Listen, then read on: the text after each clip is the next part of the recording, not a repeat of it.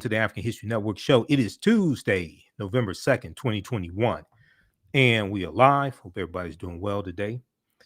Broadcasting right here on 910 AM, the superstation, WFDF, the Future Radio. So this past Saturday, I was watching The Cross Connection with Tiffany Cross, as I do basically every Saturday, and I record it. So even if I'm busy, if I'm traveling, or if I'm not even up yet, because I was up late the night before editing video, I can still watch it. She had a very interesting segment dealing with a topic that we have dealt with a number of times here on this show. And this deals with some Native American nations owning enslaved Africans. Some Native American nations owning enslaved Africans. And we've talked about the Black Freedmen Indian treaties of 1866. And this happened at the end of the U.S. Civil War, and it gave citizenship to the African slaves that they owned, and many African Americans who were in the Oklahoma Territory. And they're going to get land because of these Indian treaties, Black Freedmen Indian treaties of 1866. And a lot of the first African American landowners in Tulsa, Oklahoma, got land because of these Indian treaties. And these were treaties with the U.S. government. So we've also dealt with how a lot of those African Americans were pushed out of those treaties and their land was taken. And this also ties into the history of Tulsa, Oklahoma, and the Greenwood district in North Tulsa. And the business district in the Greenwood district is commonly known as Black Wall Street.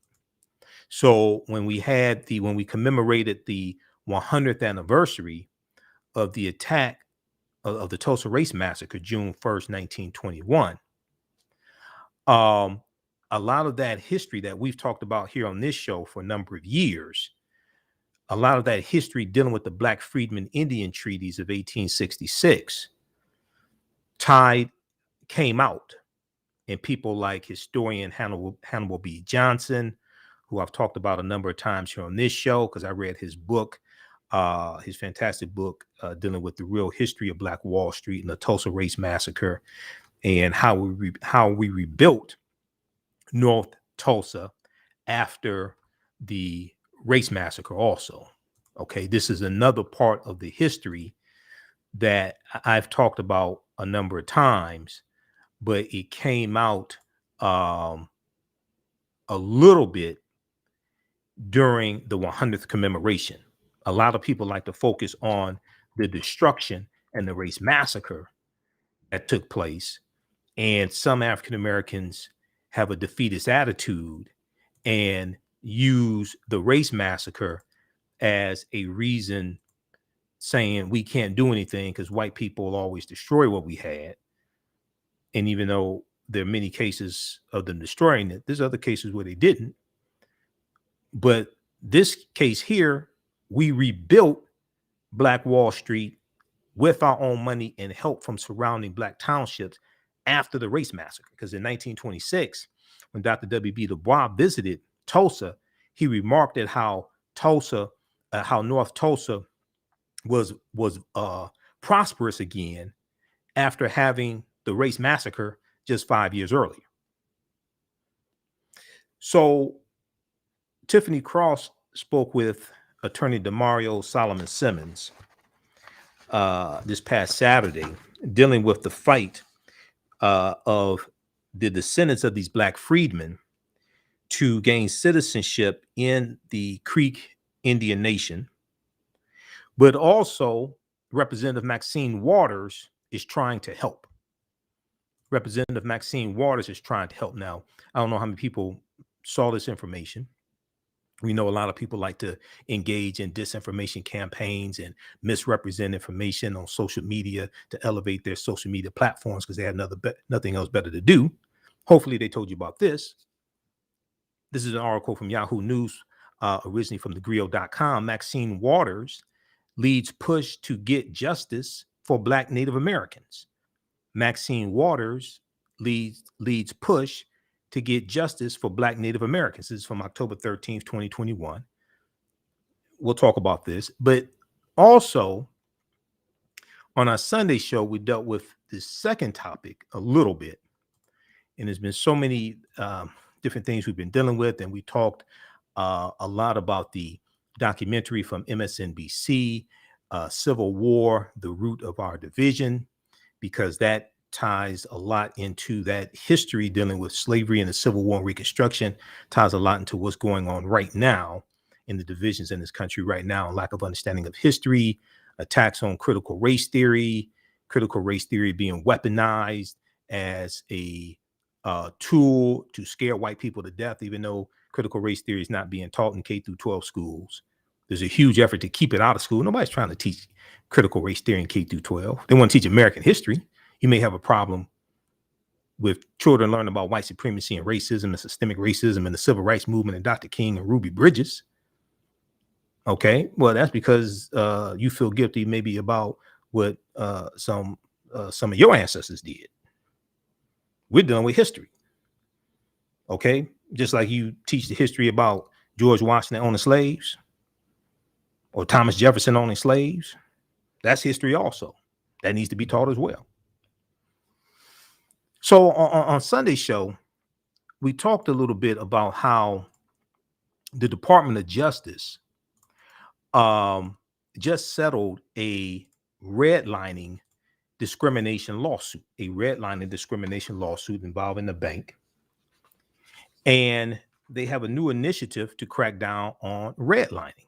There was a good article from the Washington Post dealing with this. There was a press conference held. Attorney General Merrick Garland and Kristen Clark, Assistant Deputy Attorney General of the Civil Rights Division, they held a press conference on, I think that was October 21st. October 21st.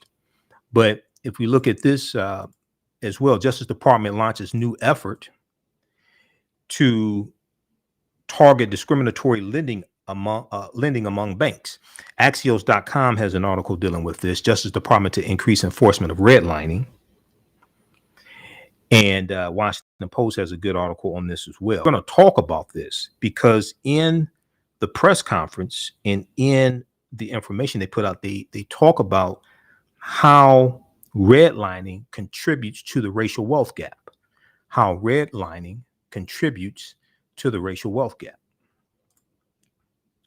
So we'll discuss that as well today.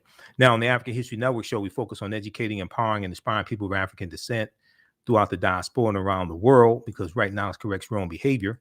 What you do for yourself, what you do to yourself, and what you allow other people to do to you and get away with is based upon what you think about yourself.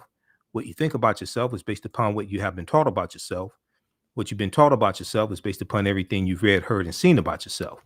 So when you control the radius of a man or woman's thoughts, you can control the circumference of his or her actions, because the mind can't do or teach what it doesn't know. Now, we deal with a number of different topics here on the African History Network show. And we're coming up here on a break. We'll deal with this on the other side of the break. Listen to the African History Network show, 9-10 a.m. Superstation, Future Radio. I'm Michael Imhotep. We'll be back in a few minutes. Stand by. Back from break in 3 minutes. Stand by. Share this broadcast on social media platforms. Invite your friends to tune in.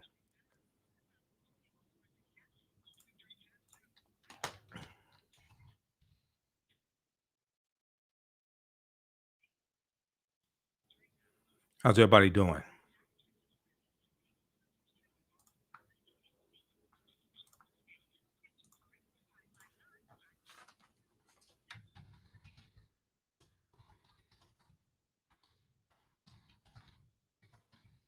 Stand by, everybody. Who still needs to register for the online course I teach on Saturdays, from the Civil War to the Civil Rights Movement and Black Power, 1865 to 1968?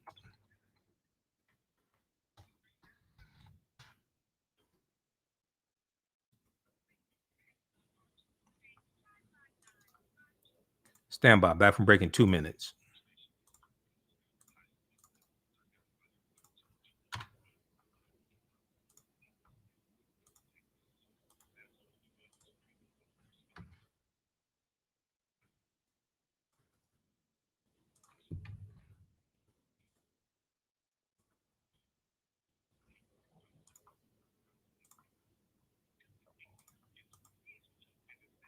Stand by.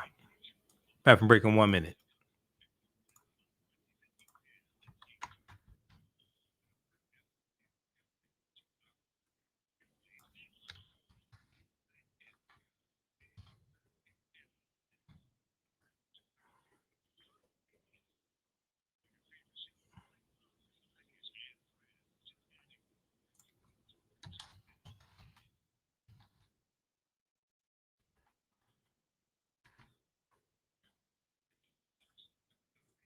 Stand by. Back from break in 1 minute.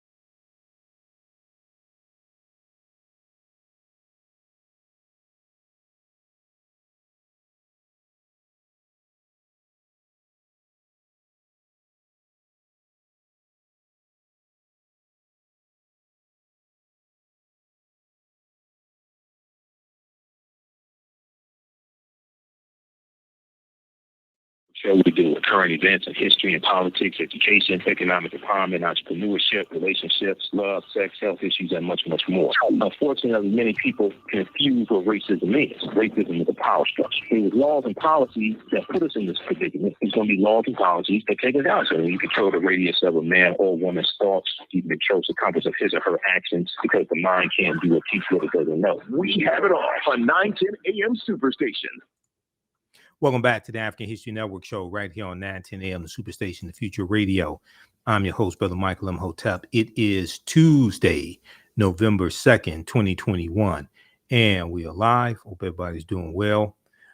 Okay, the calling number is 313-778-7600, 313-778-7600. There's a calling number if you have a question or comment. If you want me to do a presentation for your group or organization, email me at AHNshow@AfricanHistoryNetwork.com. AHNshow@AfricanHistoryNetwork.com. You know, Kwanzaa's coming up, African American History Month, Dr. King Day, etc. If you want me to do a presentation for your group or organization, and also be sure to visit our website, AfricanHistoryNetwork.com, AfricanHistoryNetwork.com, and you can register for the online courses that I teach on the weekend. Okay, I want to jump into this first topic here. So we're going to go to clip one here in just a minute, Shakita. On the cross connection with Tiffany Cross on MSNBC. Saturday, October 31st, well, actually Saturday, October 30th, she spoke with attorney Demario Solomon Simmons, and they discussed descendants of black people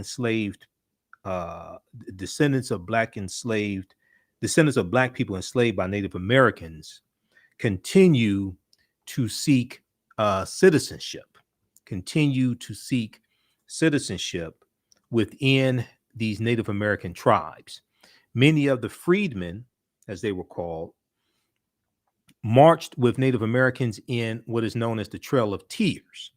And this is true. About a third of the people on the Trail of Tears were African Americans. This gets left out of history. And we know that this was in 1830 under President Andrew Jackson. We know his Secretary of War was Lewis Cass, who Cass Technical High School is named after.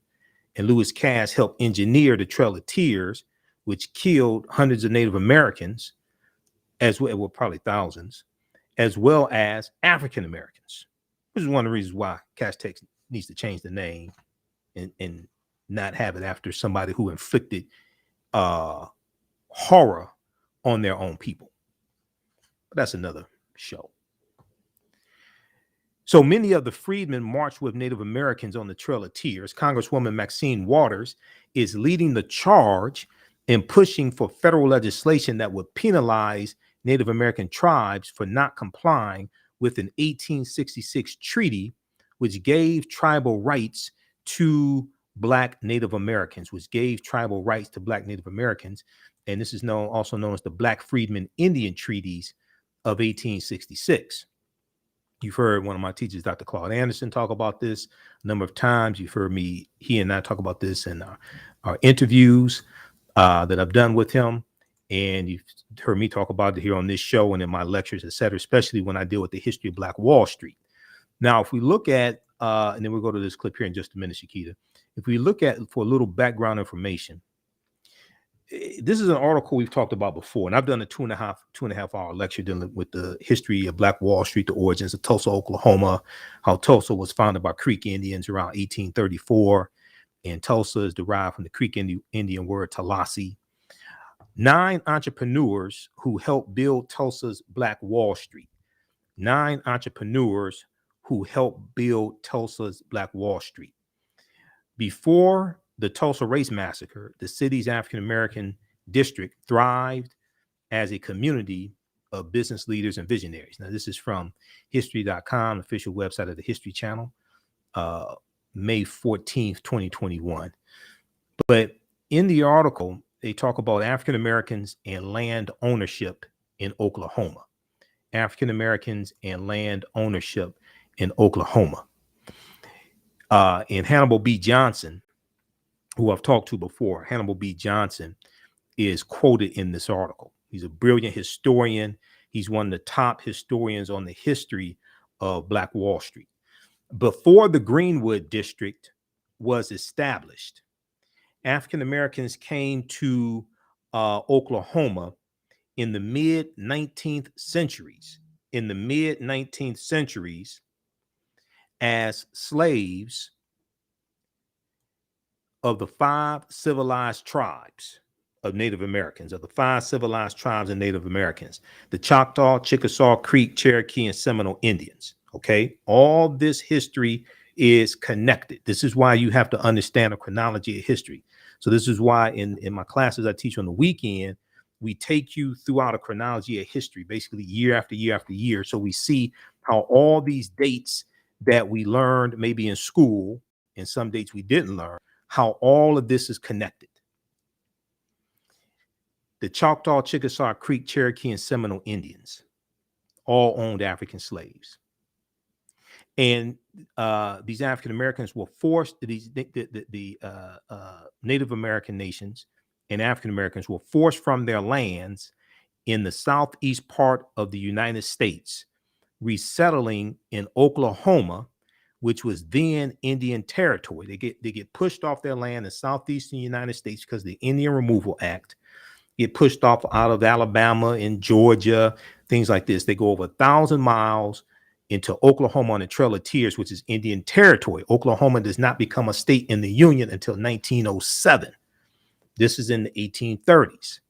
After the Civil War, which was 1861 to 1865, under the terms of these treaties that are still in force today. So when we talk about reparations, the first thing you should do is talk about the Black Freedmen Indian treaties, because they're still in effect today. We just pushed out of them. I don't know why the hell people want to reinvent the wheel.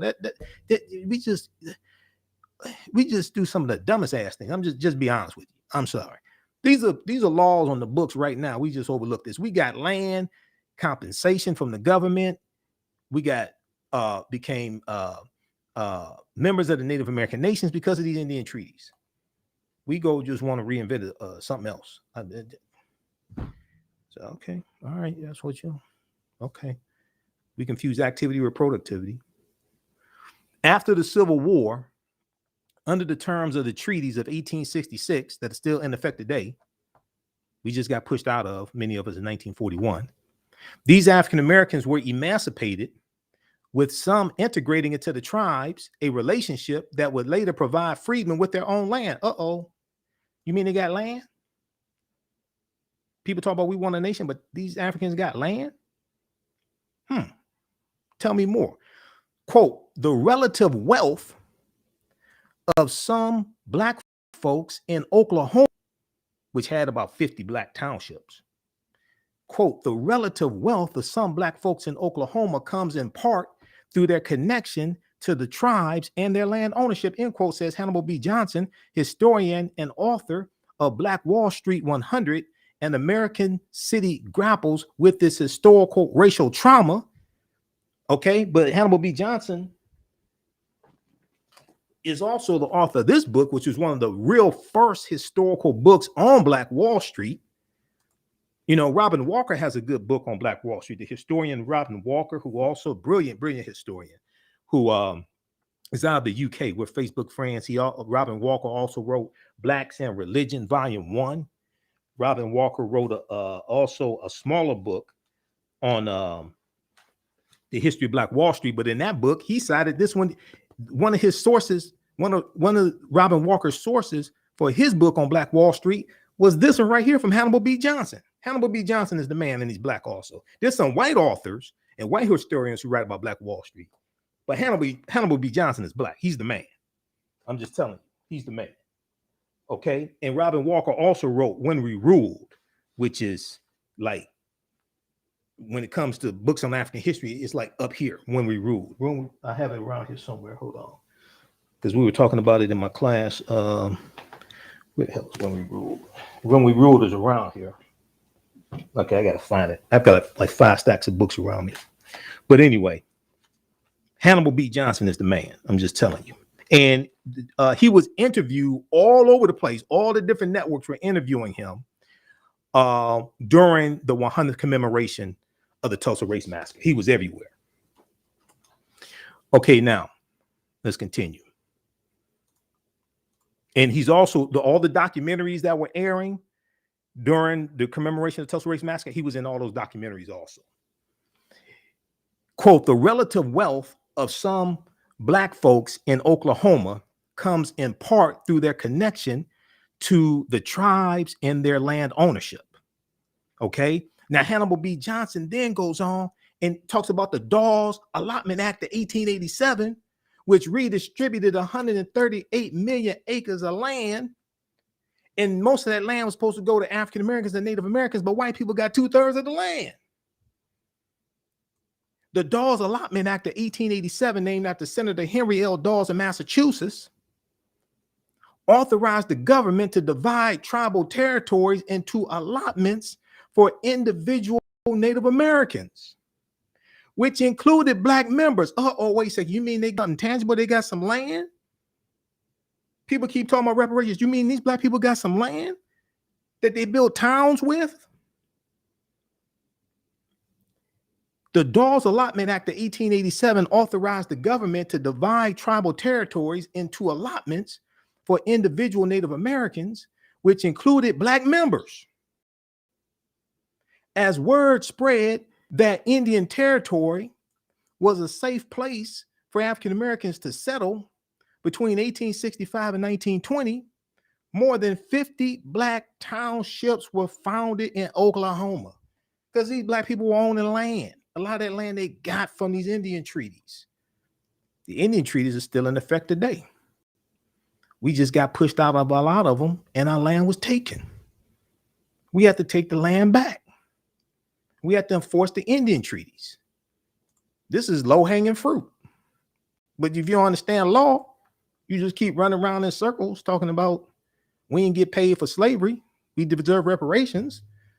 Now, this may go outside the cover of some people's awareness. My question, we're coming up on a break.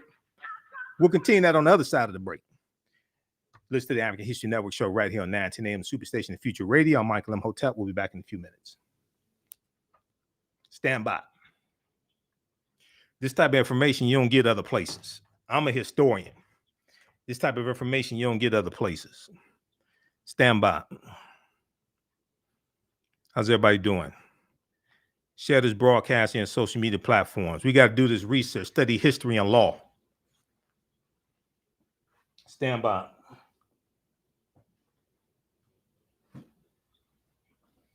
This is the book right here, When We Rule, by Robin Walker. This book right here, Professor Kaba Hiawatha Kamene, one of my teachers, told me to get this book by Robin Walker. And I reached out to Robin Walker's in Hidden Colors 4.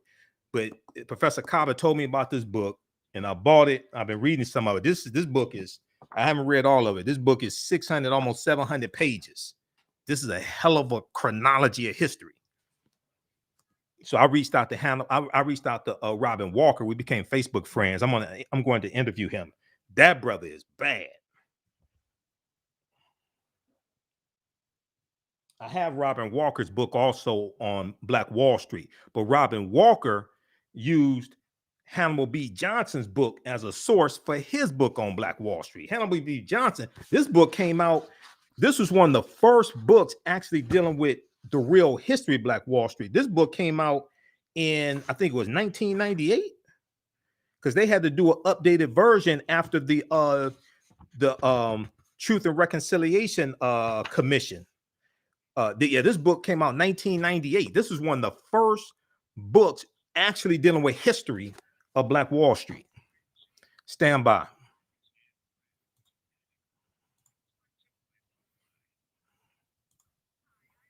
Back from break in 1 minute.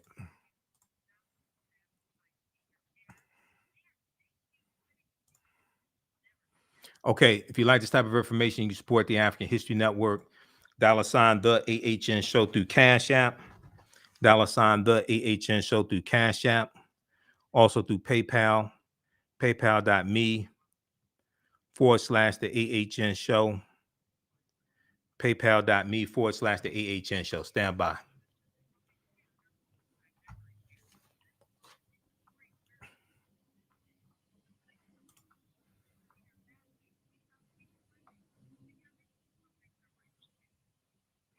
Back from break in 1 minute.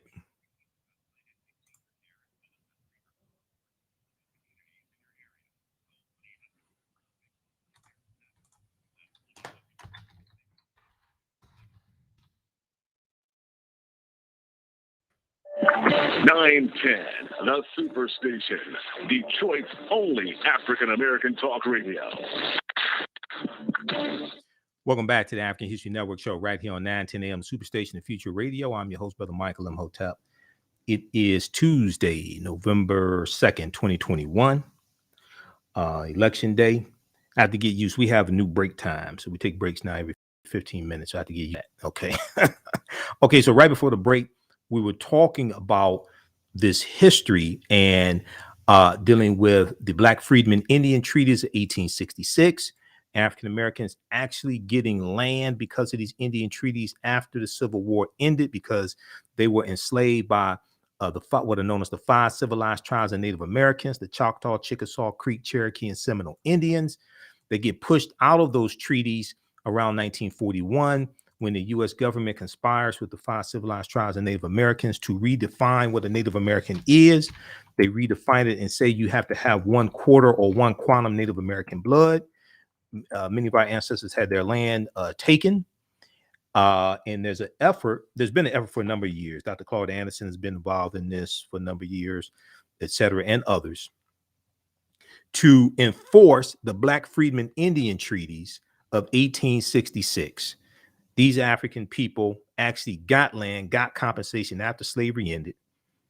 Okay. While people, and people fighting for reparations, things like this. Okay. First thing we should do, this is low hanging fruit. And I talked to some of the people involved in the reparations movement. They skip over this. They want to do something else. I'm like, wait a second. These people actually got land. They built towns. They built towns in Oklahoma. Some of the early Black landowners in Black Wall Street got land because of these Indian treaties and the Dawes Allotment Act of 1887. Why we keep overlooking what already existed, I don't even understand that. The Dawes Allotment Act of 1887 authorized the government to divide tribal territories into allotments for individual Native Americans, which included Black members. As word spread that Indian Territory was a safe place for African Americans to settle, between 1865 and 1920, more than 50 Black townships were founded in Oklahoma. And there's going to be a lot of these Black townships that are going to help the African Americans in North Tulsa rebuild after the Tulsa Race Massacre. That's part of the story that's not told that much. We talk about the destruction. White people came in, destroyed what we had, but we rebuilt it. And it was even better by many accounts. It was even better the second time. I know Sade said never as good as the first time, but yeah, they built it even better the second time. Once again, Hannibal B. Johnson, who's the actual historian and is one of the top experts on the history of Tulsa, Oklahoma, especially Black Wall Street, said the relative wealth of some Black folks in Oklahoma comes in part through their connection to the Native American tribes and their land ownership, because they got land through those treaties. And we know Article 6 of the U.S. Constitution says that the U.S. Constitution, all of the previous treaties and all of the subsequent treaties are the supreme law of the land. So we're going to go to this clip in just a minute, but let me say this here. I'm all for repairing the damage of slavery, but I'm for also doing it in a logical way and an expedient way. Because some of this stuff out here, just be honest, is nonsense. Ain't gonna go nowhere. Okay. Now, some people gonna elevate their social media platforms. It ain't going nowhere. And then you have some people say, well, we work for free and didn't get paid, so we deserve reparations. We know slavery was wrong. This may go outside the circumference of some people's awareness, but you got to understand the history of Africans who actually got land, and people like Sarah Rector, who became the richest Afro-American girl in the country in the early 1900s, when she was about 12 or 13 years old. We've talked about Sarah Rector. All this history is connected. Read this article here from face-to-faceafrica.com. Read the article from blackpast.org. Sarah Rector was in Oklahoma. Her family got land because of the Dawes Allotment Act of 1887 and because of the Black Freedmen Indian treaties, because her family was of enslaved Creek Indian ancestry, and oil was discovered on her land. Oil was discovered on her land. Meet Sarah Rector, the 12-year-old who became America's youngest Black millionaire in 1913. Meet Sarah Rector. We ain't talking about no theory. This is actual history. This is our history. This is from July 13th, 2018. Meet Sarah Rector, the 12-year-old who became America's youngest Black millionaire in 1913. Well, how did this happen? Here's a picture of Sarah Rector. It's 3 of them. So maybe if you've been drinking or smoking or something, you see 3 pictures. No, it's not because there's 3 pictures there.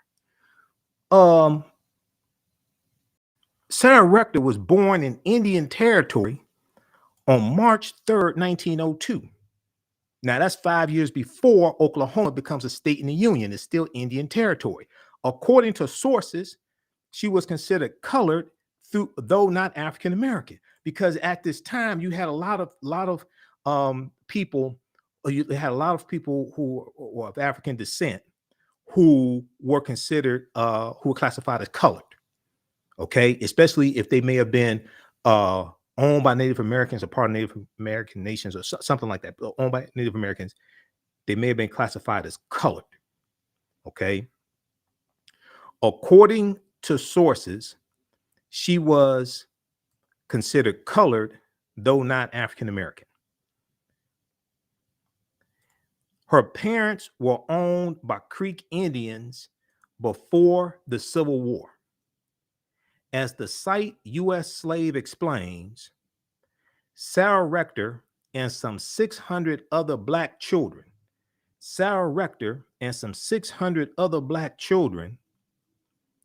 were entitled to land allotments as the children of enslaved people belonging to the Creek Indian Nation.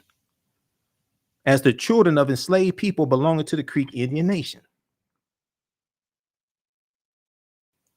Now, in 1866, the Creek Indian Nation signed a treaty with the United States government promising to emancipate their 16,000 slaves and incorporate them into their nation as citizens entitled to, quote, equal interest in the soil and national funds, end quote. See, I've got Cherokee on my mother's side of the family that's from Tennessee, because the Cherokee owned slaves also. And some of our people got land and became members of the Cherokee Nation and got land because of these treaties. So this is why when people talk about repairing the damage of slavery, first thing I said, the first thing we need to do is enforce what the hell is already on the books.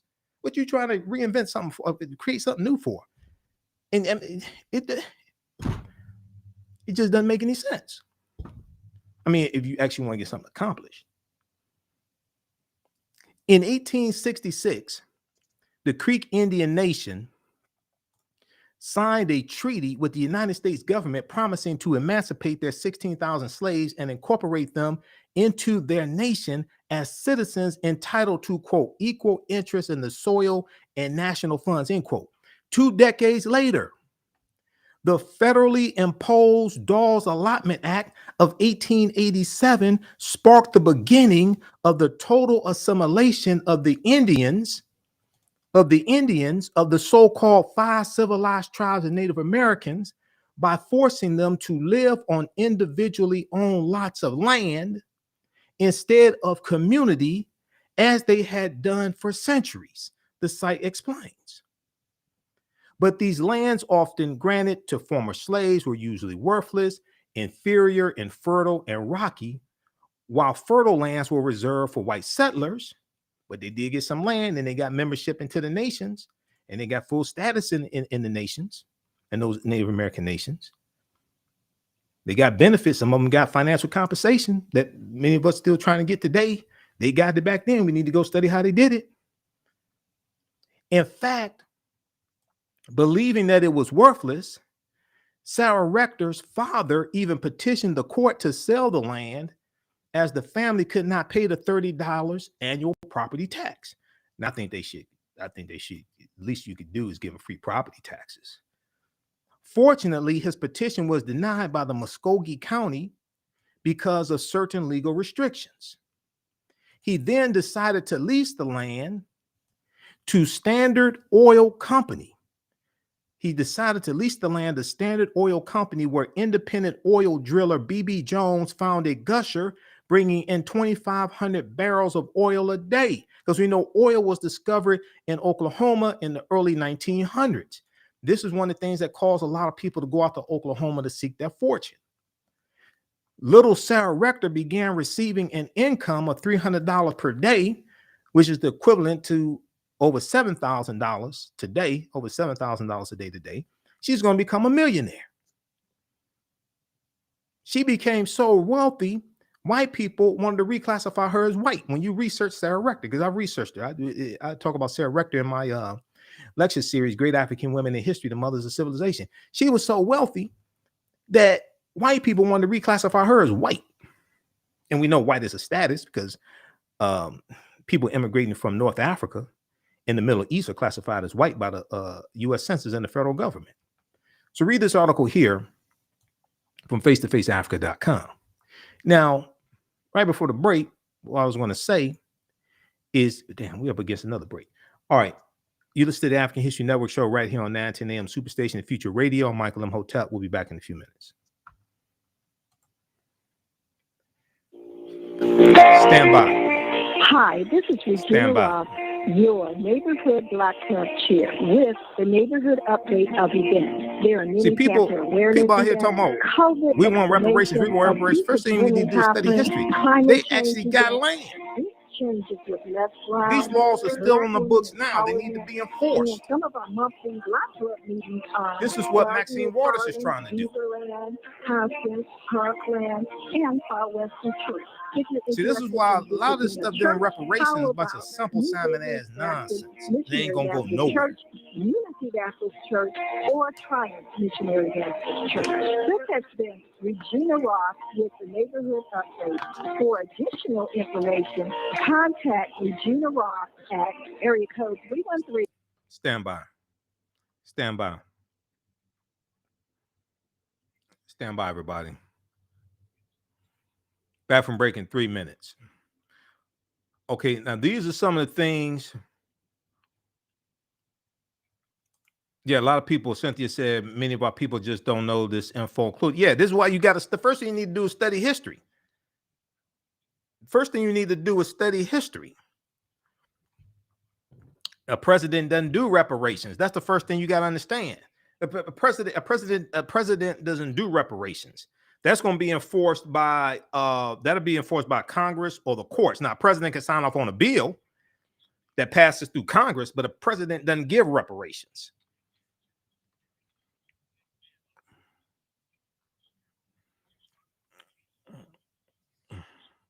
Now, there was a fight to get the Black Freedmen Indian treaties enforced, and there needed to be a larger effort. I talked to Dr. Claude Anderson about that. There needed to be a larger effort around that. That was trying to get it enforced was the route that they went trying to get it enforced was denied by President Obama.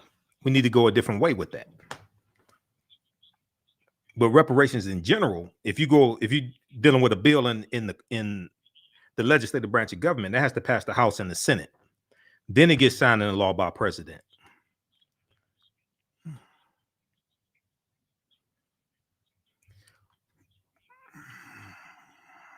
Stand by.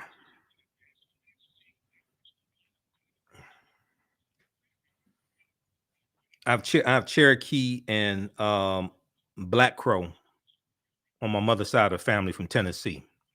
Stand by. Back from break in just a minute. Welcome back to the African History Network show right here on 9:10 a.m. the Superstation, the Future Radio.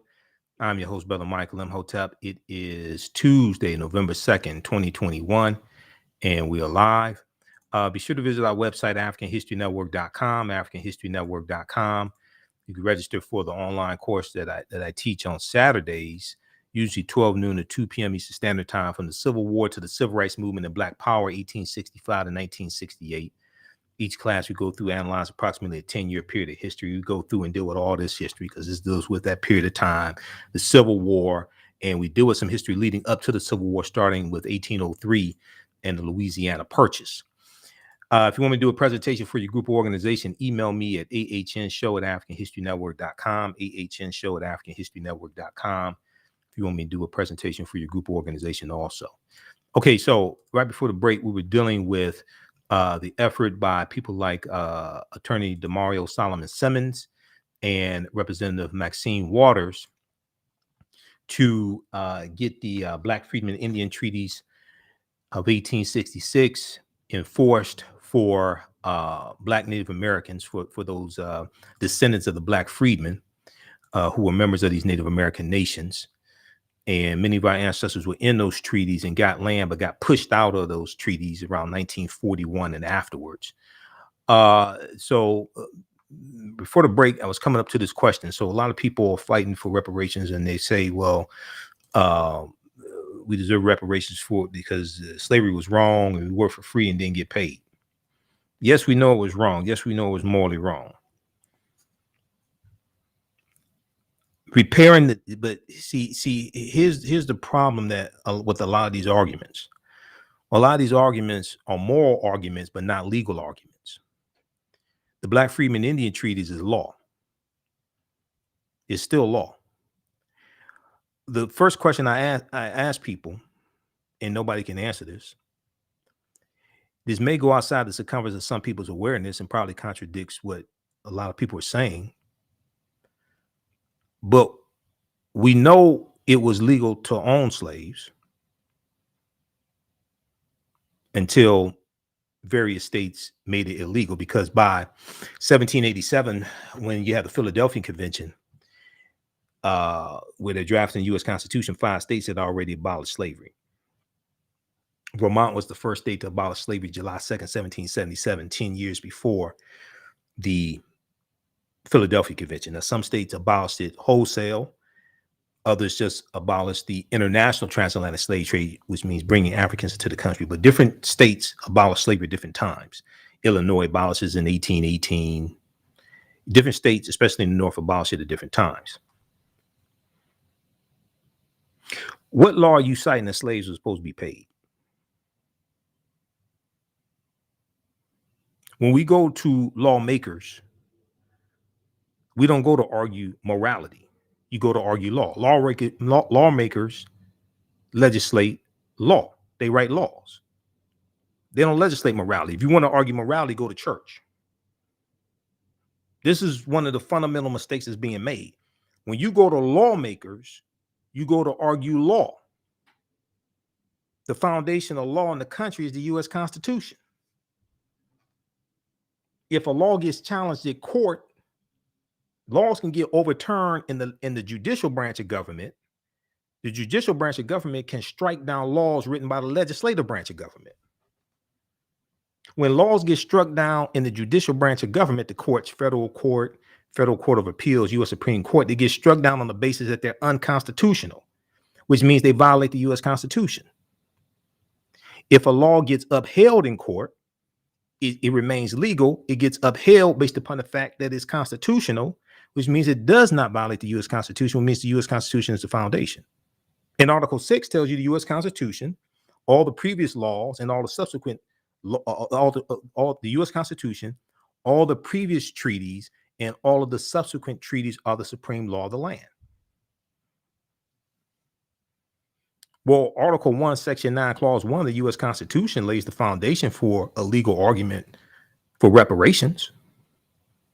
Because at the Philadelphia Convention, they put a 20-year clause in the U.S. Constitution, which is Article 1, Section 9, Clause 1, that stated that the earliest that the international transatlantic slave trade could be abolished would be 1808.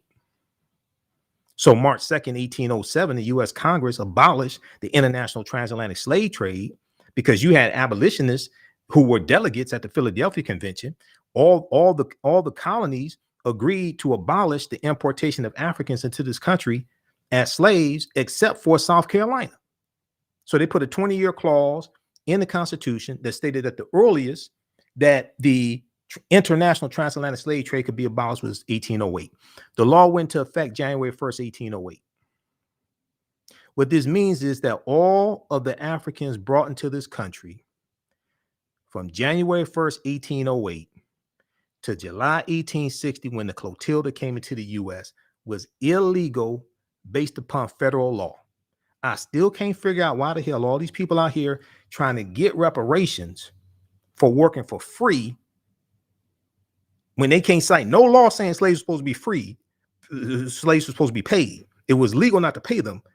But they skip over the fact that all these Africans were brought in, they violated federal law in their court cases to document and back up their legal argument that what was done was illegal based upon federal law. And one of the largest U.S. Supreme Court cases, the 1841 U.S. Supreme Court case of the Amistad slave ship, backs up your legal argument. I still can't figure out why the hell they're running around with this nonsense. Because when you go to archives.gov, archives.gov is the U.S. National Archives. They got some of the original court documents there from the Amistad slave ship case. We all saw the movie Amistad. Is like, I think, 1997. Joseph Senku, Jaman Hansu, give us free. Okay. What happened to those Africans on the ship? How many people saw the movie? What happened to those Africans on the ship? Okay, who can tell me? All right, they won their freedom. Where'd they go to win their freedom? The case went to the U.S. Supreme Court. When you go to archives.gov and you read what the U.S. National Archives says, the first thing they tell you is that when those Africans were captured in Sierra Leone, it was illegal because it violated international treaties. Okay, that's the first thing they tell you, because the European nations has signed international treaties to abolish the international transatlantic slave trade. It tells you this abduction violated all of the treaties in existence. In February 1839, Portuguese slave hunters abducted a large group of Africans from Sierra Leone and shipped them to Havana, Cuba, a center for the slave trade. This abduction violated all of the treaties in existence. I still can't figure out why the hell people are not dealing with law up here dealing with we work for free. What the hell are you talking about? Then when you read the ruling from the U.S. Supreme Court, they ruled that it was illegal for those Africans to be brought into the country because the international transatlantic slave trade had been abolished by the federal government, January 1st, 1808. That's a legal argument. Those watching on Facebook and YouTube, keep watching. We're going to keep going for a few more minutes. We'll talk about this some more on tomorrow's show. Remember, right now it's correct wrong behavior. It's not over till we win. Wakanda forever. This is a different type of show. We don't do it that simple Simon as nonsense. You got to listen to somebody else for that. There's a whole lot of people out there you can listen to. We'll talk to you tomorrow. Peace.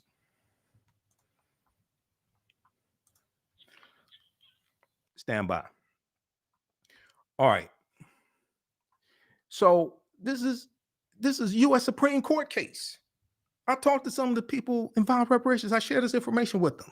They want to keep doing what they want to do. All right, well, hell, you got to do that shit without me. That ain't going nowhere. I'm telling you. I love them, but hell, you ain't. You know, a lot of times we confuse activity with productivity. Okay, so read this here. I'm going to give you this link. Read this. Amistad's case. This is law. This is a U.S. Supreme Court ruling. When you go look at it, read more. This is U.S. National Archives. This is free. Like J.J. Walker said, it's free for Medicare benefits. They have some of the original court documents here from the Amistad slave ship case, U.S. Supreme Court case 1841. They have some of the original court documents. I'm like, what are y'all doing? So click here, read more, right? So they go through, give you the background information. Okay, trial, skip all that. I've done a whole presentation on this. The Supreme Court decided in favor of the Africans, stating they were free individuals. Okay, see, we saw the movie Amistad, but we didn't understand what we were watching. What you're watching is not a redrama, not just history, but it's law. Okay, hold on. Let me scroll down. I want to go here. See, we didn't understand what we were seeing.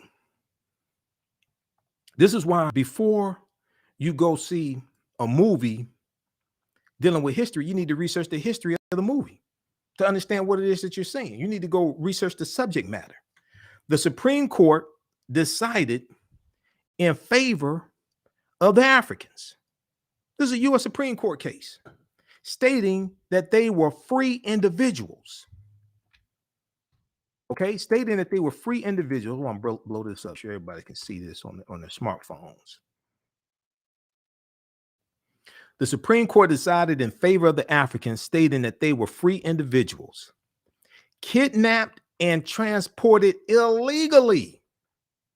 Kidnapped and transported illegally. They had never been slaves. This is what the U.S. Supreme Court ruled. They ruled those Africans, Joseph St. Q, they ruled that they had never been slaves. They ruled that they were kidnapped and transported illegally because it violated all of the international treaties at the time.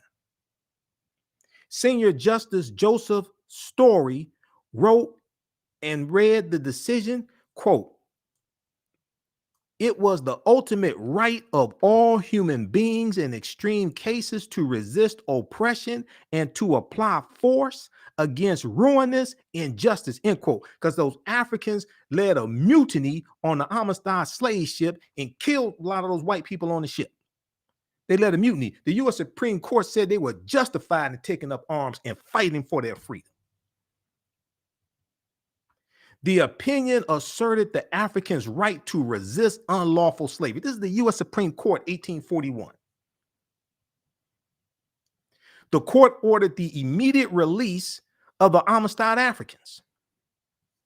35 of the survivors were returned to their homeland of Sierra Leone. The others died at sea or in prison while awaiting trial, okay, leading up to the Supreme Court case because it went through the appeals court process.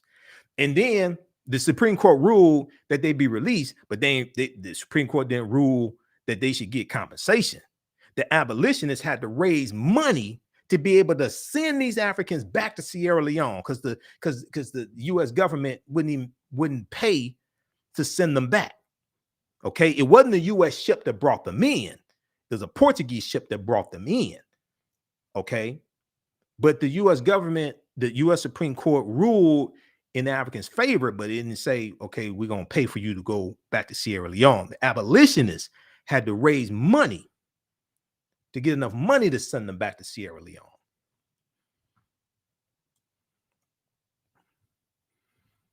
So next time you watch the Amistad movie, you're going to see it entirely differently. We have to understand what it is that we're actually seeing. They put all this in the movie, the foundation for a legal argument for reparations. They put all that in the movie. We still don't understand it. This is why you have to understand history and law. Okay, now, here, read this. Here, this is at archives.gov, U.S. National Archives. They have a lot of good information there. Okay, so let's go to, I want to go to this clip. I got to pull it up here because we're not on 9:10 a.m. anymore. They had the Shakita had the clip queued up, but I had so much information to get through. And now we have a format where we have 4 breaks an hour instead of 2 breaks. So I got to get used to that. They just started Monday. I have to get used to that. Let's go to this clip here. This is from the Cross Connection with Tiffany Cross, MSNBC. Now, this is a lot of history. This is some history that a lot of people don't know. A lot of white people don't know this. A lot of African Americans don't know this. This is why the real history has to be taught. Everybody needs to know. Everybody has to understand the real history of this country. Okay, we'll pull that up in just a second here. We can look at this article here. Maxine Waters, Representative Maxine Waters, leads push to get justice for Black Native Americans. A dispute between Black members of indigenous tribes and the federal government is part of a history that is now being exposed on Capitol Hill. Is part of a history now being exposed on Capitol Hill. Okay, just a second. We'll go to this clip in just a second. I have it queued up now. Congresswoman Maxine Waters, who's a real sister, Congresswoman Maxine Waters is calling out Native American tribes who held Black slaves and continue to discriminate against Black Native Americans. Now, there are 566 federally recognized tribal nations. Many of them have gotten screwed by the federal government. The U.S. government has violated over 317 peace treaties with Native Americans. Okay, so we deal with the real history, but at the same time, I'm not trying to attack the Native American community, or I'm not trying to foster division or anything like that. I'm dealing with the history. Okay. I'm not trying to do that at all, because I have Native American ancestry. A lot of us do. And we know African people are the original Americans as well. If you read Dr. David Imhotep's book, The First Americans Were Africans, Documented Evidence. Okay, so where's that book? It's around here. Right here, The First Americans Were Africans, Documented Evidence, from my man, Dr. David Imhotep, who I've interviewed a number of times, is a friend of mine. This book here that deals with the African presence in this land we call the United States of America, going back at least 51,700 years ago, who were the Khoisan. The Khoisan have the oldest DNA on the planet. They go all around the world. They're the ancestors to the Ainu and the Twa, and they come here. And we know that Asians come to this land about 5,000 years ago, and the Africans and the Asians intermix, and their offspring are who we have been taught to call Native Americans. That's the offspring of the intermixing of Africans and Asians. Also, you have another group of Africans, the Folsom people, who Dr. Claude, one of my teachers, Dr. Claude Anderson, talks about the Folsom people, who Folsom, Arizona was named after. The Folsom people come here somewhere around 13,000 years ago, something like that. All right, now let's continue. So this is a deep history. and history and law intersect. Descendants of those enslaved by the hands of Native American tribes may get a slice of justice through access to Native American federal subsidies, may get a slice of justice through access to Native American subsidies that had previously been denied to them. Okay, so we need to be those who qualify. The Black Freedmen Indian Treaties of 1866 need to be fully restored and fully enforced. Fully restored and fully reinforced, because they're still being enforced for the Choctaw, Chickasaw, Creek, Cherokee, and Seminole Indians, who get free taxes, free college tuition, they get free radio station licenses, TV station licenses, all different types of things like that. Those of us who are descendants of those Black freedmen who were in these Native American nations, we should qualify for that as well. All that our ancestors qualified for, and many of them got stripped of, the descendants should qualify for that also. So we have to have full enforcement of this. The California Congresswoman, Maxine Waters, is seeking to get 5 tribes to comply with their 1866 obligations to recognize Black Native American freedmen and their descendants as full citizens of their tribes. And what that did was they helped put us into a protected class as well. And their descendants as full citizens of their tribes, therefore making them entitled to all of the rights afforded to any other citizens of the tribes. Representative Maxine Waters tells thegrio.com that the Cherokee had 2,511 slaves, 15% of the total population. The Choctaw had 2,349 slaves. The Creek had 1,532. The Chickasaw had 975, and the Seminole had 200 to 300 slaves. Now, I'm not sure what period of time I guess she's talking about 1866, 1867. I'm not sure which state she's talking about, because we know the Creek, when we look at the article dealing with Sarah Rector, the Creek Indians after around 1866, they owned about 16,000 African slaves. So I'm not exactly sure. I'm not sure she's talking about a particular state, a particular city, or what. Much of the dispute between Black members of the indigenous tribes and the federal government is part of a history that is now being exposed on Capitol Hill, because most people don't know this history. The law came about after the Civil War because the 5 civilized tribes of Native Americans sided with the South, sided with the Confederacy, and fought with the Confederacy during the Civil War to maintain slavery. They took up arms against the Union, and what it did was it violated existing treaties that the Native American nations had with the Union. Prior to the Civil War, those Native American nations lived in Indian territories. After the Civil War, that land's going to be taken back, and they were put on Indian reservations because they violated the treaties by taking up arms against the U.S. Okay, I'm not talking about all 566 federally recognized tribal nations. I'm talking about the 5, what are known as the 5 civilized tribes of Native Americans. Now, Tulsa, Oklahoma rose to national notoriety this year, 2021, as the nation commemorated the century-old massacre that destroyed 40 blocks of wealth, of Black wealth commonly known as Black Wall Street. Okay, and here are the 3 survivors of the Tulsa Race Massacre. Okay, now it doesn't say that we rebuilt Black Wall Street after the Race Massacre. This is why we have to deal with that other side of the history. We talk about the destruction, we don't talk about the resurrection. The resurrection, to me, the fact that we rebuilt it the second time is an even bigger part of the story.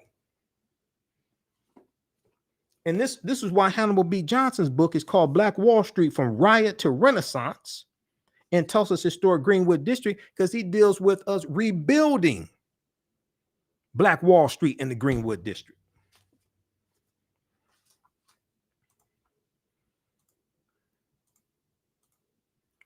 Okay, but now Representative Maxine Waters is leading efforts to get the descendants of the descendants of Black enslaved people on Native American reservations across Oklahoma and Western states their due.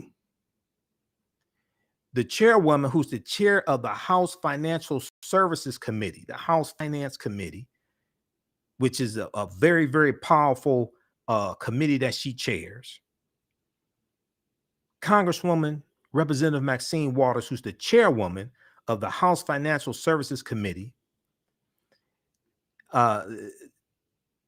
the chairwoman and House Financial Services Committee, Democrats have been fighting for the treaty rights of freedmen descendants since at least 2008. Many of these tribes forced their enslaved along the famous Trail of Tears that carried the Native Americans west and helped establish the roots of the Black population of the Greenwood district in Tulsa, Oklahoma. All this history is connected. And when I was doing research a few years ago, because I was preparing to be a documentary about Black Wall Street, and I was at the same time working on a big lecture that I did on Black Wall Street, when I knew something about the link between the two, the Black Freedmen Indian treaties and the origins of the Greenwood district and African Americans on the land there in North Tulsa and Black Wall Street. But then when I read about it in Hannibal B. Johnson's book, I called Dr. Claude Anderson about it and talked to him because he didn't know about it at the time. He knew about the Black Freedmen Indian treaties, but he didn't know the connection at the time between that and the origins of Tulsa, Oklahoma. We had a conversation before I was interviewed for a documentary because we talked, and I broke this stuff down to him. I said, Doc, this is all connected. Now, much of Black Wall Street in Tulsa, Oklahoma was also built from treaties between the United States government and tribes. This is why all these people running around talking about reparations. I'm like, why the hell didn't you start here? Because this is what was done before. This was treaties and laws on the books that are still on the books. Why are we? This is low-hanging fruit. Much of Black Wall Street in Tulsa, Oklahoma was also built from treaties between the United States government and the Native American tribes. That's Congresswoman Maxine Waters. Elections have consequences. Politics is the legal distribution of scarce wealth, power, and resources, and the writing of laws, statutes, ordinances, amendments, and treaties, their adoption, interpretation, and enforcement. Politics impacts every aspect of our lives, even when we don't think it does. Okay.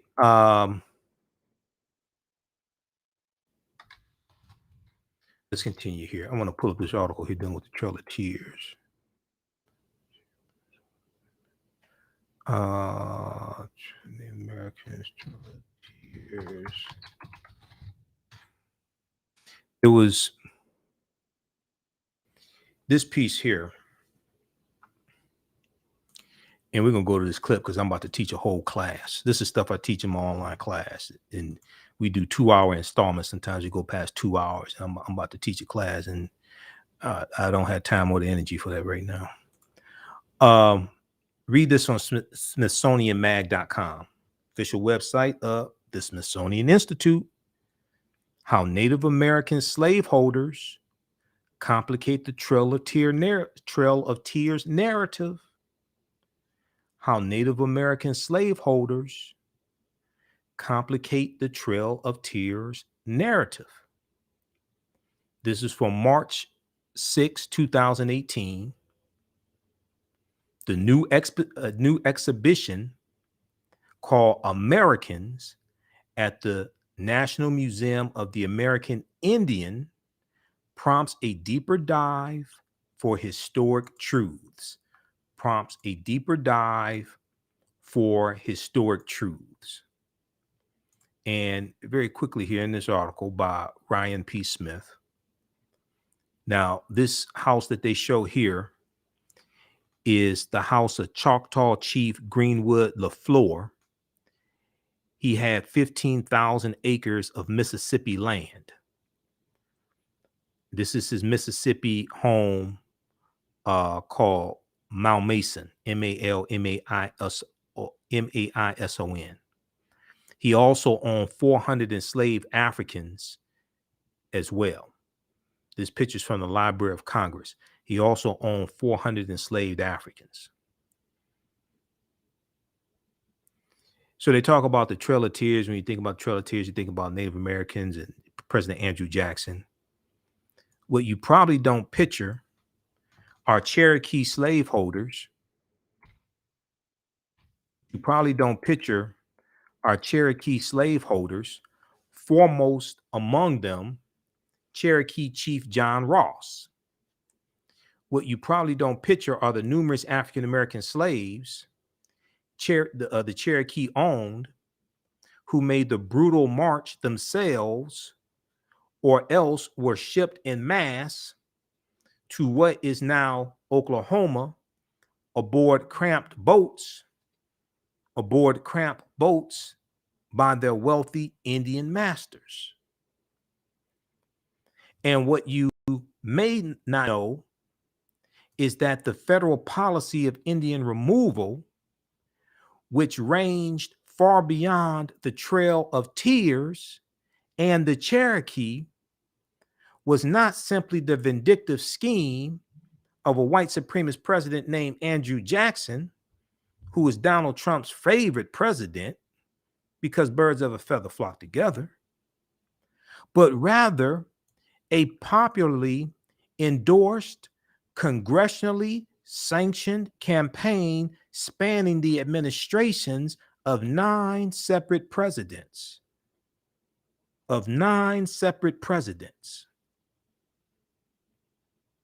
These uncomfortable complications in the narrative were brought to the forefront at a recent event at the National Museum of the American Indian titled Finding Common Ground.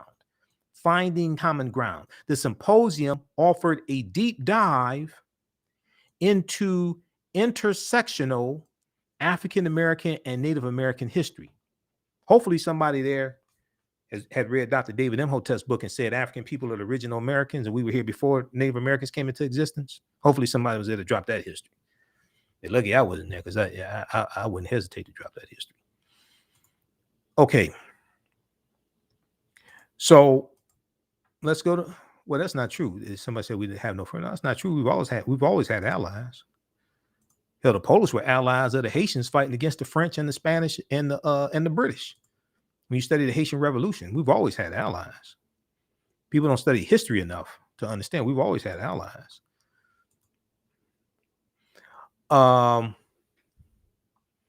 Okay, let's go to this clip here. Now, the other side of the story is that there were some African Americans that owned black slaves too. That doesn't get talked about. There were some African Americans that owned black slaves as well. Now, we owned, like in about 1850, 1860, because Dr. Carter G. Woodson did the research on this. We owned about 1% of the slaves at that time, about 1850, 1860. Half of the slaves we owned were basically family members we were buying out of slavery. Okay, because you're going to have free African Americans who live in the South. And see, the way that we think about the history of slavery is largely not the way it actually happened. That's why Before the Mayflower by Lerone Bennett Jr. is so crucial, because you have people, just like when you study Harriet Tubman. Harriet Tubman was a slave who married a free black man, John Tubman. See the way that, so he was free, she was enslaved. The way that we think the history happened is not how it happened.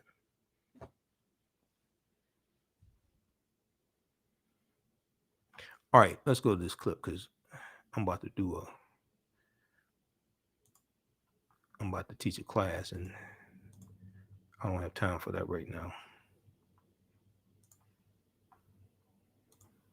Okay, let's go to this clip here.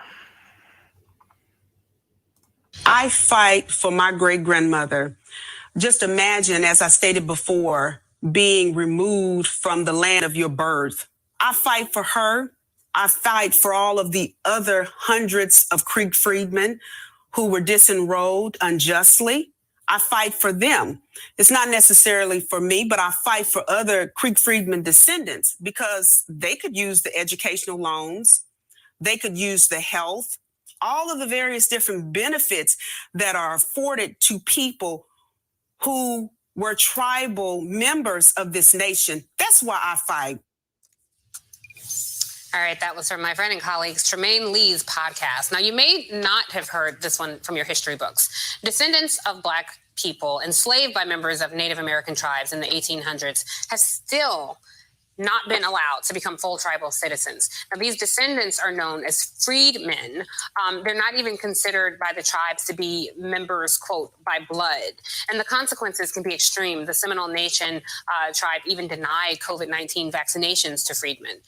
It was only this month that the Federal Indian Health Services ordered the tribe to provide full health care to freedmen. And Congresswoman Maxine Waters is pushing to withhold federal funding for tribes that do not recognize freedmen as full citizens. Two Oklahoma tribes have announced that they are considering changes to their constitutions to allow freedmen full rights, but months later, after their consideration, there's still little signs of progress. Joining me now is Demario Solomon Simmons, a Black Creek civil rights attorney in Tulsa. You've seen him on his show before. He represents the Tulsa survivors as well. Demario, so happy to have you back with me. I do want to say that we did reach out to the Muscogee Creek Nation to invite them to be on the show, and they provided a statement instead, which I'll read now. Our people, our nation, and our identity long predate the United States. Many of our citizens feel that identity is at the heart of this issue. The systematic abuse of Native Americans and the enslavement of African Americans in the United States creates both a complicated history and present a challenge. It is imperative as a government that we meet these moments with full engagement from our citizens.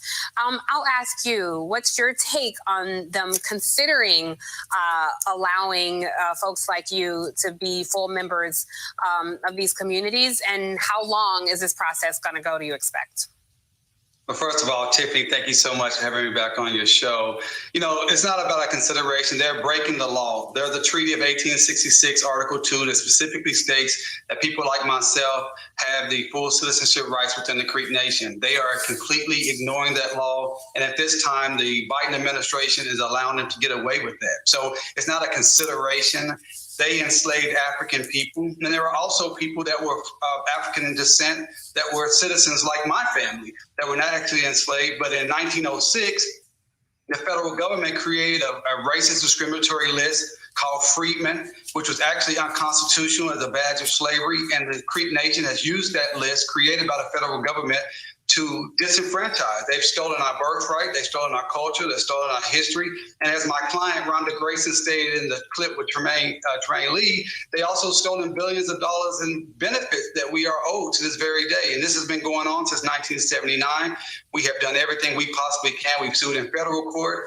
We currently have a lawsuit in the Creek Nation court system where they have not even assigned a judge in almost a year. We're just sitting there. And we're calling upon the Biden administration to step in and enforce Article 2 of the Creek Treaty of 1866. We need that to happen now. Back in May, Secretary Deb Haaland issued a public statement where she called upon the Creek Nation and the other 5 tribes to actually adhere to the legal and moral obligations of the Treaty of 1866.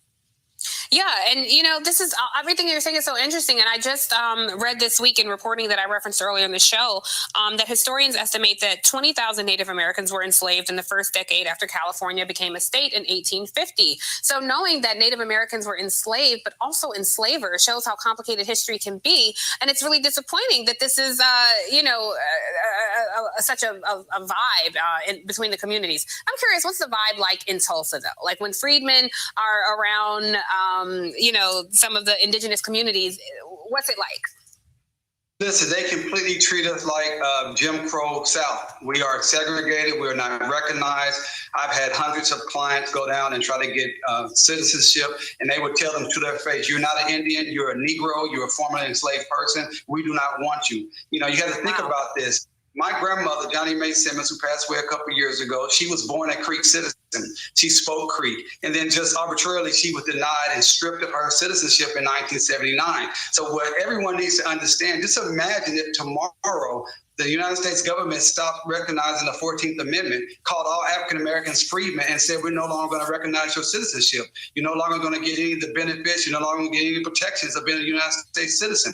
That's what's happened to thousands, tens of thousands of Creek so-called freedmen, Black Creeks, and other so-called freedmen, including my family, including Rhonda's family, and many, many others that I represent.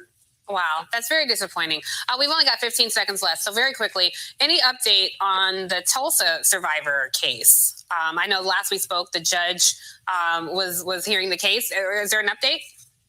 No update. We've been waiting 31 days for a decision that allows us to move forward. And I just want to say that we still need everyone to think about that and go to justiceforgreenwood.org for more updates. All right, we will do that. Thank you so much, Demario Solomon Simmons. You'll have to come back.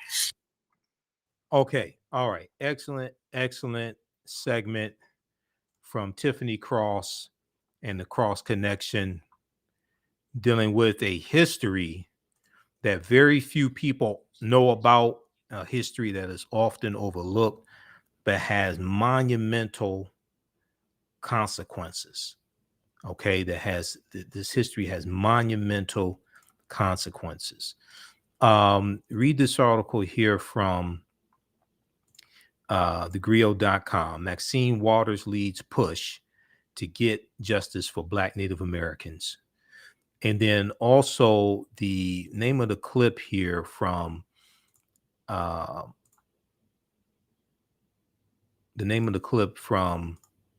MSNBC, from Tiffany Cross's show, Cross Connection. This is it's dated October 31st, 2021, but the show actually aired October 30th. They uploaded this clip late because when I checked this past Sunday, October 31st, this clip had not been loaded.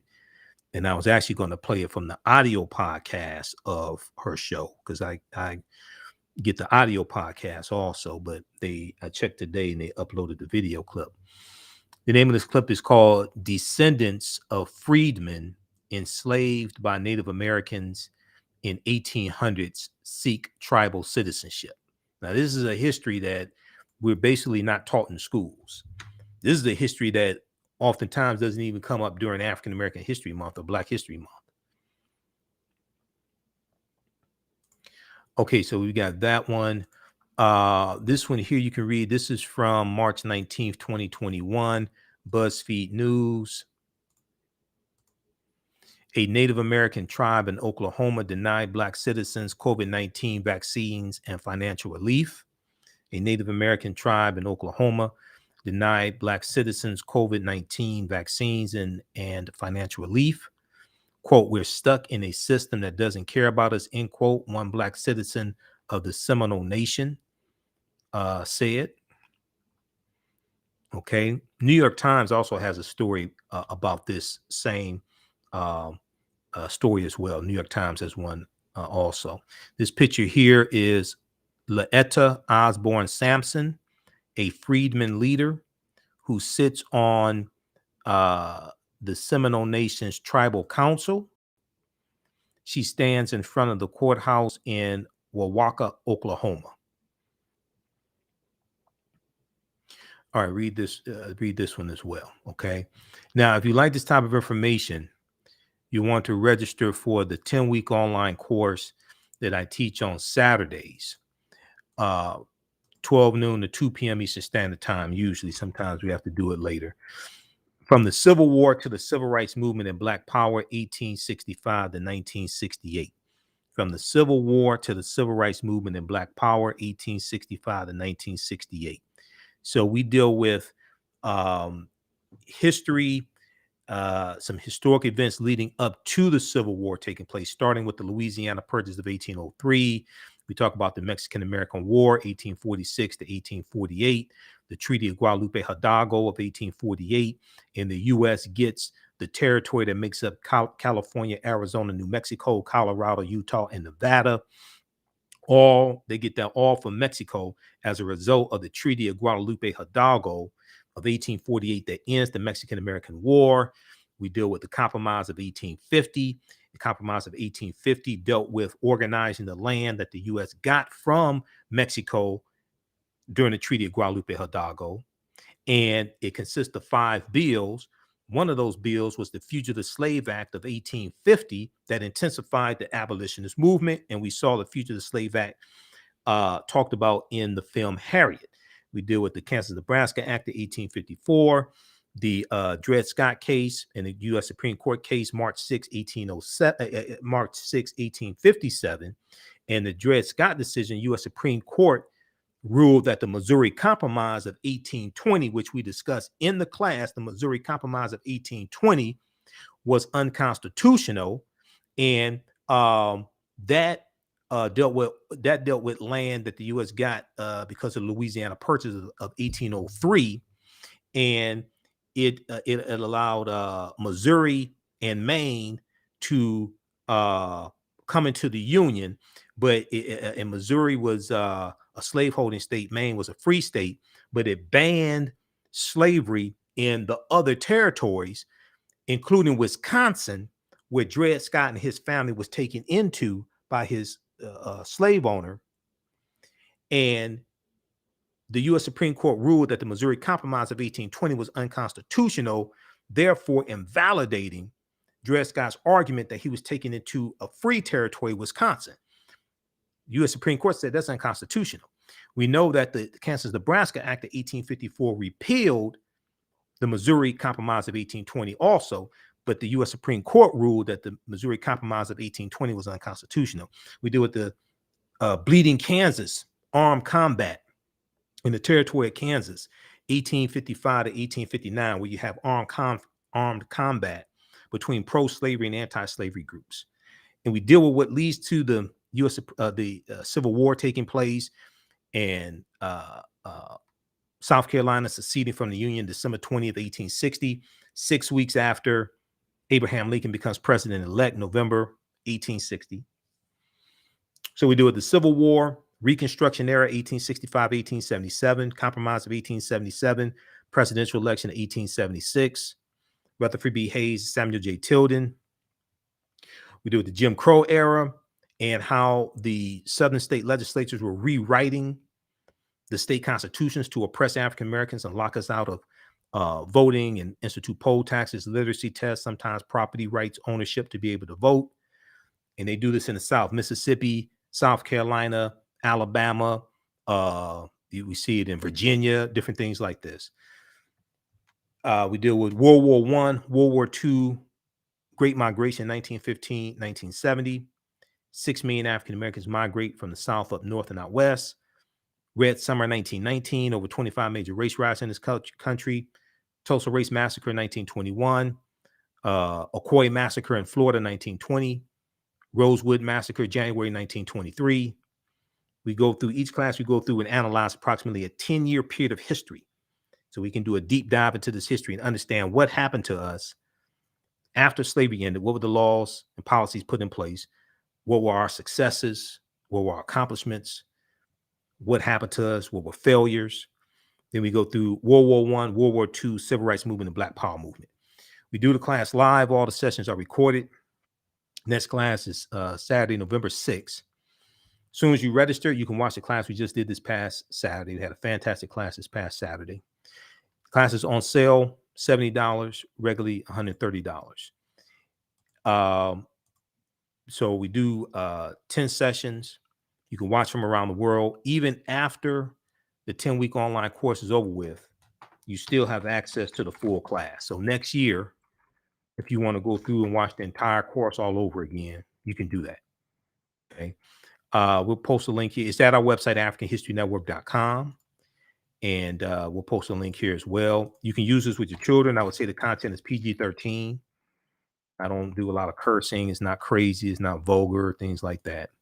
So you can use this with your children also. It's visual. I do a PowerPoint presentation. We have book references, articles, video clips.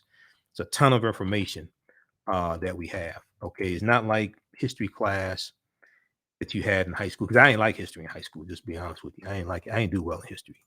American government, I think I got an A. I got A's out of American government. World history, I got C's. I ain't like history the way they taught it in high school. When I got to college, it was a different story, and I'm studying African history and I'm taking Africana studies classes. It was different in college. It was totally different than high school. Okay, so visit our website, AfricanHistoryNetwork.com. You can register for that, from the Civil War to the Civil Rights Movement and Black Power, 1865 to 1968. Then the other class that I teach is Ancient Kemet, the Moors, and the Maafa, Understanding the Transatlantic Slave Trade, what they didn't teach you in school. Okay, so next class is Sunday, November 7th. We do this 12 noon to 2 p.m. Eastern Standard Time. We deal with thousands of years of history and what leads up to the transatlantic slave trade taking place. We deal with ancient Africa, the Nile Valley region of Africa. We deal with great African civilizations. We deal with Ghana, Songhai, and Mali, the 800-year occupation of Europe by the Africans known as the Moors. We take you throughout history, a chronology of history, and then we see what leads to the transatlantic slave trade taking place. We deal with Christopher Columbus, who conquers, goes into the Caribbean. He goes into Panama and Honduras, and he goes into Central America. He goes into the Bahamas, Jamaica, Haiti, Puerto Rico, Cuba, conquers on behalf of the Spanish crown, King Ferdinand and Queen Isabella. And he helps to lay the foundation for slavery, racism, capitalism, and exploitation of indigenous people, Native Americans and African people. So we go through and analyze the transatlantic slave trade as well. This second class, from the Civil War to the Civil Rights Movement and Black Power, this second class basically picks up where Understanding the Transatlantic Slave Trade leaves off, because there was so much information I have in Understanding the Transatlantic Slave Trade. I couldn't do 1865 to 1868 the way it really needed to be done and the way I want to do it. I couldn't do this in this first class. I had to do a separate class for that, so was to really go through and analyze all this history. Now, this one here is on sale, $80, regularly $130, same format. We do it live. All the sessions are recorded. It's at AfricanHistoryNetwork.com, AfricanHistoryNetwork.com. As soon as you register, you can start watching the course content like right now. When you register, you can watch it right now. You can watch it on your smartphone if you want to. You can do that as well. Tablet, computer. You can watch from around the world.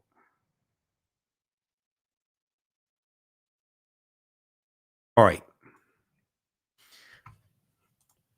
Okay, this next story here, dealing with the Department of Justice. We'll get to this tomorrow, because we went further than I had anticipated we would go tonight. But it's a lot of information here dealing with the history, and a lot of people don't know this information. So I wanted to make sure we did it properly.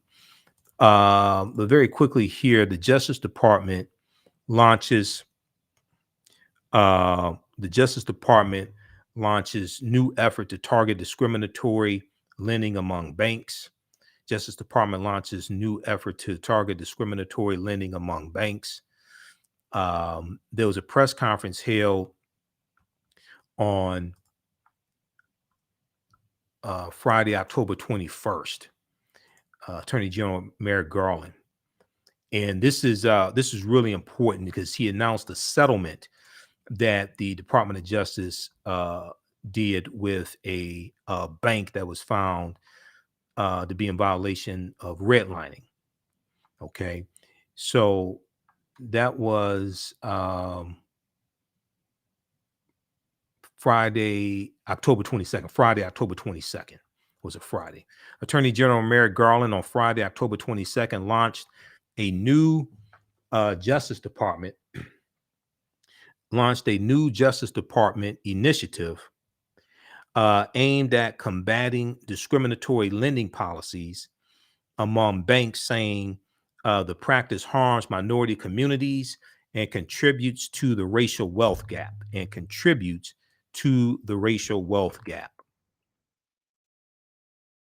an address to staff, Attorney General Merrick Garland cited the history of banks denying loans to Black borrowers during the Great Depression, a tactic known as redlining, and warned that such practices remain widespread more than 90 years later. He said the Department of Justice would, in conjunction with other federal agencies, mount the federal government's, quote, most aggressive and coordinated effort. The Department of Justice, with other federal agencies, in conjunction with other federal agencies, would mount the federal government's most aggressive and coordinated effort to root out and punish those who violate federal laws that prohibit such practices.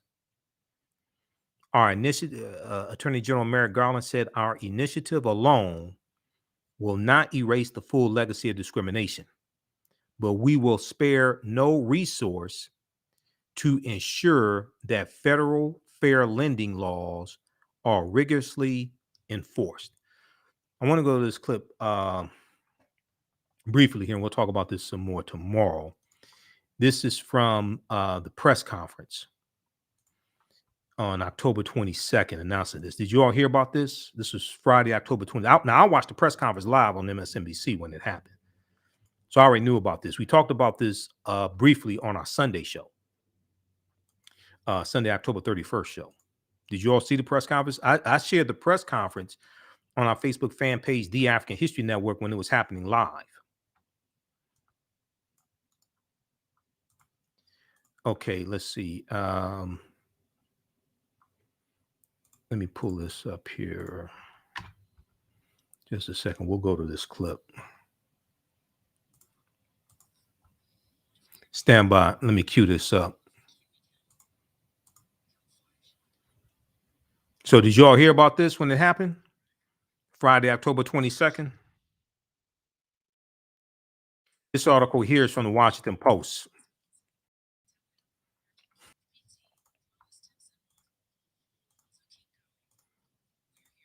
Stand by. Putting this clip up.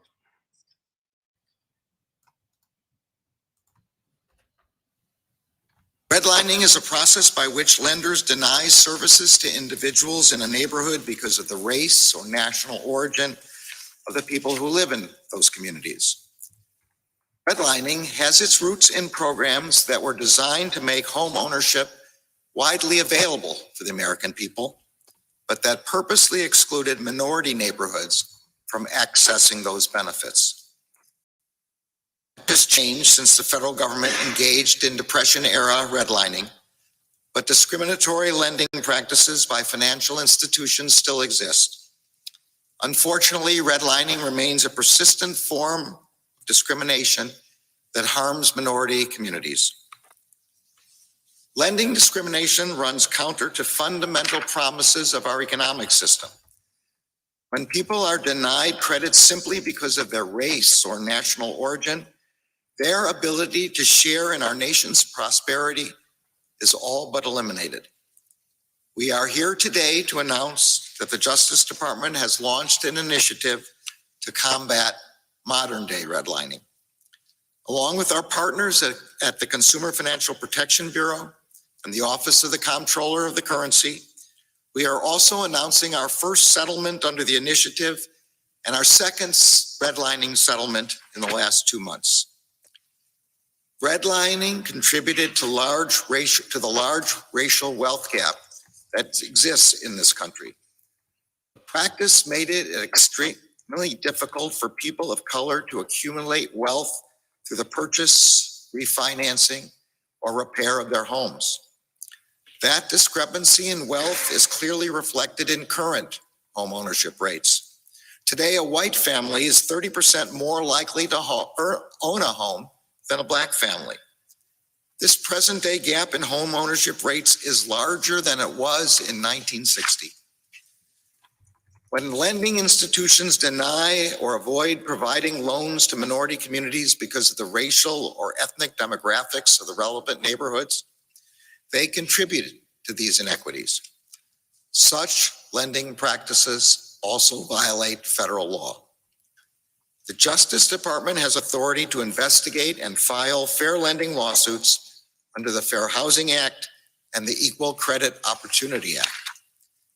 These laws prohibit lenders from discriminating against customers on the basis of certain protected characteristics like race, religion, age, sex, and others. Today, we are committing ourselves to addressing modern-day redlining by making far more robust use of our fair lending authorities. Through the Justice Department's Combating Redlining Initiative, the Civil Rights Division will partner with the U.S. Attorney's offices. They will mobilize resources focused on making fair access to credit a reality in underserved neighborhoods across our country. The initiative represents the department's most aggressive and coordinated effort to address redlining. It will seek to address fair lending concerns on a broader geographic scale than the Justice Department has ever done before. The initiative will draw on and strengthen the department's existing partnership with the Consumer Financial Protection Bureau and with financial regulatory agencies like the OCC. Our work will be informed by strong outreach to consumer advocates, industry stakeholders, state attorneys general, and other agencies. Together, we will proactively seek to determine if lending institutions are engaged in redlining, and when fair lending violations are discovered, the Justice Department will act.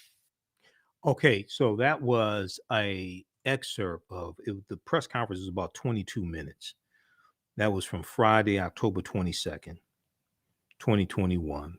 Attorney General Merrick Garland dealing with a crackdown from the Department of Justice on redlining. He announced the settlement of dealing with one bank dealing with redlining, and this was the second settlement this year dealing with redlining. That's why I said there should be we need to file a class action lawsuit, go study these redlining cases, these violations of redlining, and file a class action lawsuit against the banks, etc., to get a settlement, to get compensation, what some people will call reparations. The term reparations is overused, actually, but to get compensation, get something tangible. So we'll talk about this more on tomorrow's show. All right, we're getting we'll talk about this some more on tomorrow's show. Read this article here from the Washington Post. Justice Department launches new effort to target discriminatory lending among banks. October 22nd, 2021. All right, we'll talk about this some more tomorrow's show. Okay. If you want to advertise with the African History Network, email us at AHNshow@AfricanHistoryNetwork.com. AHNshow@AfricanHistoryNetwork.com. We have 2 or 3 more slots left. Our current promotion: buy 1 month, get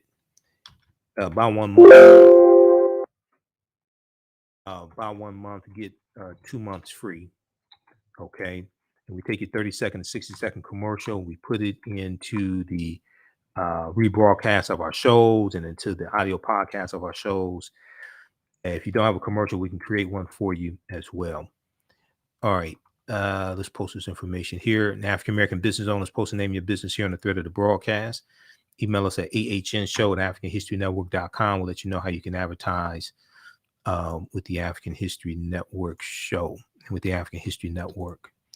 Okay, if you like this type of information, you can support the African History Network, $ the AHN Show through Cash App, $ the AHN Show through Cash App, also through PayPal, paypal.me/the AHN Show, paypal.me/the AHN Show.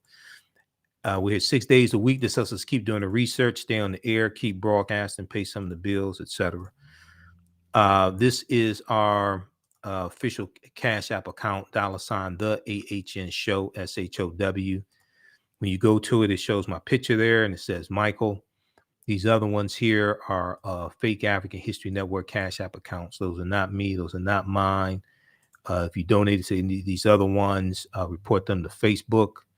Let them know it was a scam, because I've been trying to get these fake ones shut down.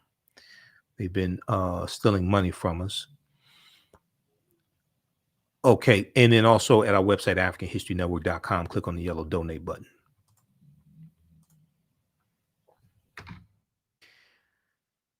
Hey, look, we have to get out of here.